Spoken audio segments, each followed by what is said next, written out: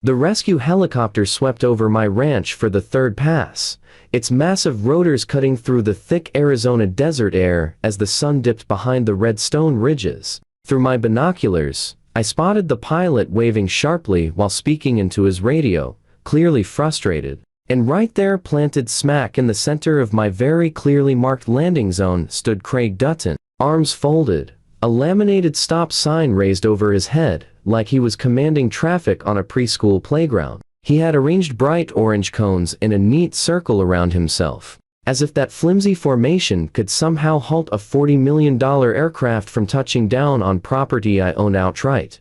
The radio strapped to my belt hissed to life with the pilot's strained voice. "Sir, we have an individual on the ground claiming to represent some sort of neighborhood security agency. He says we're violating something he calls airspace tranquility regulations. I need this landing zone cleared ASAP. We are carrying the governor of Arizona for the wildfire assessment flight." Over. I watched Craig lift his bullhorn, the same one he'd purchased with HOA funds, despite 3 separate votes denying it, and began shouting up at the helicopter like he could outmatch the roar of the blades. "This is a violation of Sandstone Valley Estates HOA Ordinance 7.3.5. All aircraft must submit written approval forms 14 business days before landing. You are trespassing in a regulated community airspace." The helicopter looped overhead again, clearly irritated, and I saw someone in the rear cabin lean forward to speak to the pilot.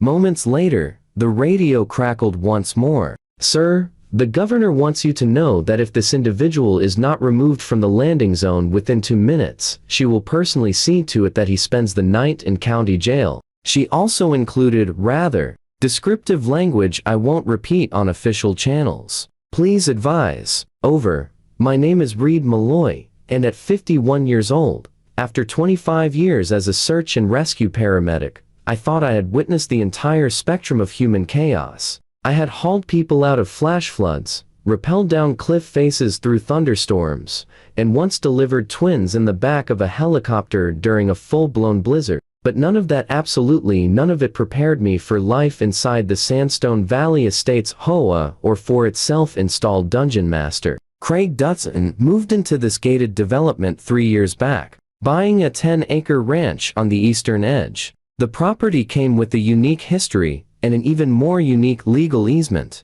The previous owner, retired medevac pilot Bill Hawthorne, had secured a special provision when the community was built. Because of its strategic location and proximity to state forest land, my land was legally designated as an emergency landing site for rescue and wildfire aircraft. This wasn't a handshake agreement. It was filed with the county, recorded with the State Aviation Authority, and printed on every FAA flight map covering our region. Craig didn't care. In his universe, HOA rules outranked federal aviation law, state emergency protocols, and anything resembling logic. Craig, 63 years old, 5'6", in custom orthopedic shoes, always wearing mirrored aviators, even at our 7:00 p.m. indoor board meetings, had retired from a mall security job and somehow persuaded a previous HOA board to invent a new position just for him. Chief of Community Security. The wildfire crisis began 5 days earlier when lightning ignited a patch of dry brush 15 miles north of us.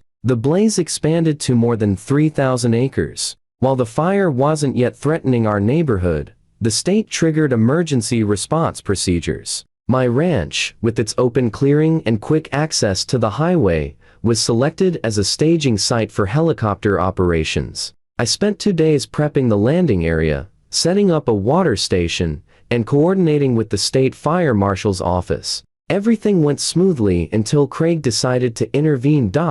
It started with an email at exactly 11:30 p.m., dripping with righteous indignation. "Mr. Malloy, I have been informed that you intend to allow aircraft to land on your property without proper HOA authorization. This violates community standards regarding noise, dust, and visual aesthetics. Cease immediately or face fines of up to $500 per day," I responded politely, attaching the legal easement, the emergency authorization from the state, and a reminder that obstructing emergency aircraft was a federal offense.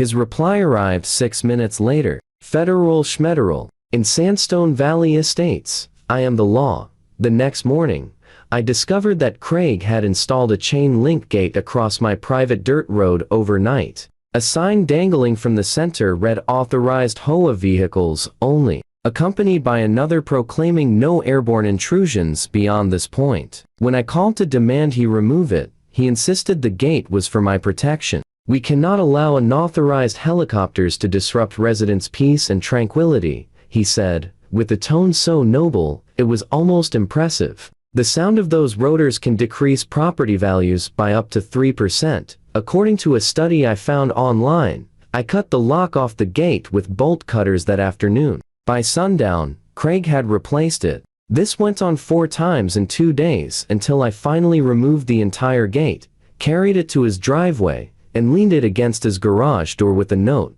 'Please keep your gate on your own property. Thank you.' And that brings us to today, Craig standing in the middle of my landing zone, shaking a stop sign at a helicopter carrying the governor of Arizona, 2 state fire officials, and a news crew from Channel 12. The situation had shifted from ridiculous to downright dangerous. The helicopter was low on fuel after 20 minutes of circling, and the pilot's tone was tightening with urgency. "Sir, we need to land immediately," he radioed. "We have approximately 15 minutes of fuel left, and the nearest alternate landing site is 25 minutes away. If this individual is not removed, we will have to declare an emergency." Over.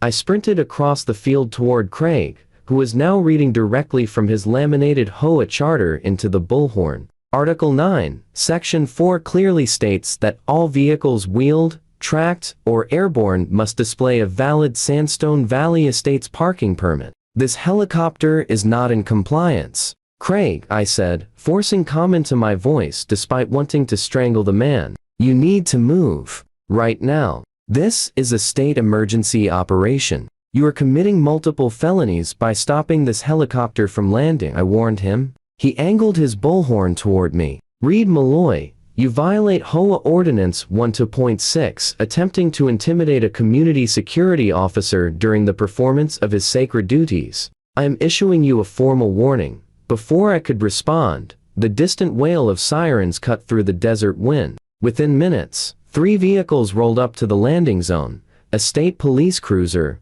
a fire department truck, and a black SUV with government plates. Tom Richardson, the state fire marshal I'd been coordinating with, stepped out of the SUV alongside a uniformed state trooper and a man in a dark suit I assumed was part of the governor's security team. "Mr. Dutton," Tom said, his voice carrying the weight of someone who had handled far worse emergencies than an HOA zealot with the laminated stop sign. "You have exactly 10 seconds to clear this landing zone before Deputy Morrison arrests you for interference with emergency operations, reckless endangerment, and at least 6 other charges I don't have the patience to name right now." Craig spun, brandishing his stop sign like a medieval weapon. "You have no authority here. This is private HOA territory, and I demand to see your guest pass. No one enters Sandstone Valley Estates without authorization from the board." Deputy Morrison, a tall, no-nonsense woman who looked violently allergic to stupidity, stepped forward, resting her hand firmly on her cuffs. "Sir, this is your final warning. Move away from the landing zone, now." Craig's face reddened behind his aviators. "This is a conspiracy. You're all involved. Reed Malloy has probably bribed you with his helicopter fortune. I will not be intimidated. The HOA Charter is the supreme law of this land. I answer to a higher authority than the state of Arizona." The helicopter was now dropping lower, preparing for an emergency landing. Whether Craig liked it or not, the downdraft kicked up dust, scattering Craig's carefully arranged traffic cones like they were cheap plastic toys. His comb-over, usually glued down with the quantity of hairspray that defied physics, was whipping wildly around his head like a frantic desert animal. Through the swirling dust, the helicopter door slid open. A woman in a tailored business suit leaned out, and even from 50 feet away, could see the expression on her face, a political death glare capable of ending careers and breaking the spirits of veteran legislators. "Governor Patricia?" Sandoval was not known for her patience, and Craig had just drained whatever tiny reserve she possessed. She lifted a phone and aimed it at him, clearly recording. Then she pulled out her own bullhorn because apparently that was the theme of the day, and her voice thundered across the clearing. "Mr. Dutton, I am Governor Patricia Sandoval,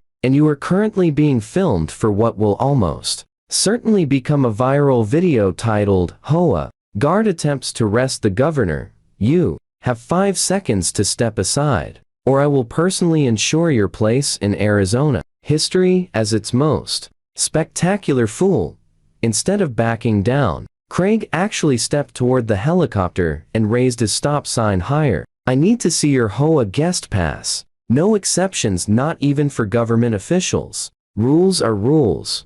Deputy Morrison was done. She closed the distance in 3 strides, grabbed Craig's arm, spun him around, and snapped handcuffs onto his wrists. "Mr. Dutton, you are under arrest for interference with emergency operations, obstruction of government administration, and reckless endangerment," she said, practically shouting to compete with his nonstop ranting about HOA sovereignty and airspace purity. As she escorted him toward the SUV, Craig continued yelling, demanding to contact the HOA board immediately. "You'll all be banned from Sandstone Valley Estates. Every one of you. Your names will go on the permanent no-entry list." This is not over. With Craig finally removed, the helicopter touched down. Governor Sandoval stepped out, barely bothered by the dust. She approached me with a steady hand extended. "Mr. Malloy, I assume?" she said, with a small smile. "Thank you for your patience. I understand you've been dealing with this individual for some time." I shook her hand. "Governor, you have no idea. Last month, he tried to fine me for having too many clouds over my property. Claimed they violated the community's mandated sunshine allotment." She actually laughed. "Well, I think we can fix this permanently." She turned to Tom. "I want this ranch designated as an official critical emergency infrastructure site, full state protection, immune from any HOA regulation, restriction, or interference." Then she glanced toward the SUV where Craig sat fuming. "And make it clear that if Mr. Dutton comes within 500 feet of this landing zone again, he will be charged with trespassing on protected state land." Over the next hour, while the governor completed her wildfire assessment and the news crew filmed interviews, I learned just how deep the trouble ran for Craig. Interference with emergency operations alone carries up to 5 years in prison and a $25,000 fine. Obstruction of government administration added another possible 3 years and 15 grand. And reckless endangerment because he forced a low-fuel helicopter carrying multiple passengers to circle unnecessarily could tack on another 2 years. Tom pulled me aside as everyone packed up. "The county prosecutor isn't messing around," he said. "Craig put lives at risk and obstructed wildfire mitigation. He's facing serious time, even with a plea deal. If he doesn't take one, he'll serve at least 6 months guaranteed." The following morning, an emergency HOA board meeting was held. I showed up along with 70 residents who had heard about the debacle from the news or from the video now viral titled exactly as the governor predicted.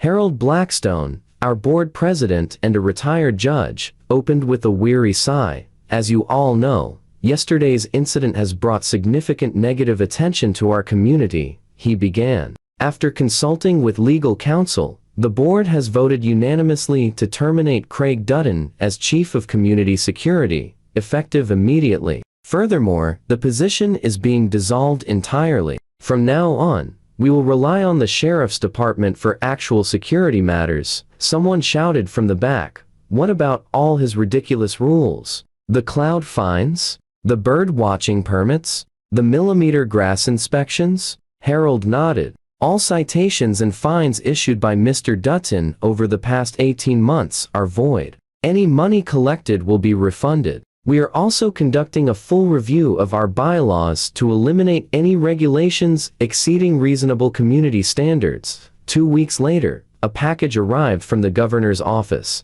Inside was an official certificate designating my property as the Malloy Ranch Emergency Response Zone, granting it legal protections that essentially made HOA interference illegal. A handwritten note accompanied it. "Mr. Malloy, thank you for your service to our state. Next time I land a helicopter, I'll make sure to bring my HOA guest pass." She added a smiley face. I genuinely laughed. 3 months later came Craig's trial. Having refused all plea deals, he chose to represent himself, arguing loudly that HOA law superseded state and federal authority. Predictably, it went terribly. The judge, barely maintaining composure through his opening statement, finally warned him that sovereign citizen arguments would not be tolerated in her courtroom. The jury deliberated for exactly 47 minutes, guilty on all counts. The judge, either merciful or simply eager to end the spectacle, sentenced